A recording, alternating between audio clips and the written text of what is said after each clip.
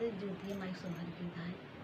Hello दोस्तों, नमस्कार। हम उषा दीदी 55 और हम एक ज्योतिया गीत लेके आए हैं। आप लोग फुल वॉच करके देखिए और कमेंट में आप लोग ज़रूर बताना गीत हमारा कैसा लगा। कहाँ आई ज्योतिया माई के नाई हर, कहाँ माई सासुर, कहाँ माई सासुर हो। बहिनी कहाने बिरिछ तारे उतराई सखीना साबा पूजाई, सखीना साबा पूजाई हो। बहिनी कहाने बिरिछ तारे उतराई सखीना साबा पूजाई, सखीना साबा पूजाई हो। बहिनी दुआरे पे गौरी बनाऊ वै, सखीना साबा पूजाई, सखीना साबा पूजाई हो।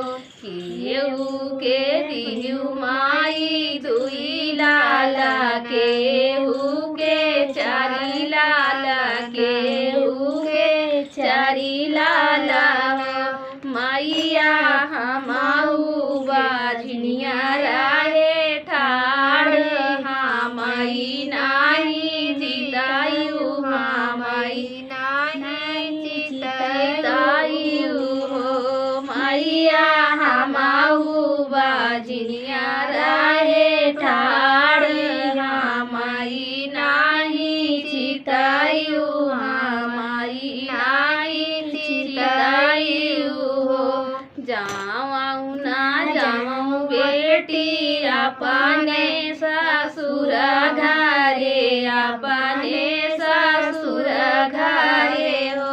बेटी आजू के नवाए माहीना, लाला ना तोरे होई हाय, लाला ना तोरे होई हाय हो।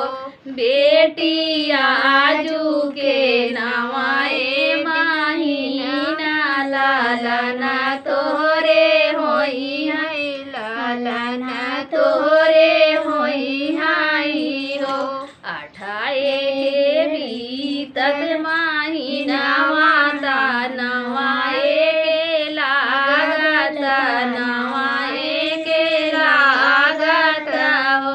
बहिनी रानी के भाई ले लाला नवा, गोतिनी गावई सोहर, गोतिनी गावई सोहर हो। बहिनी रानी के जनमे लाला नवा, सखीना गावई सोहर, सखीना गा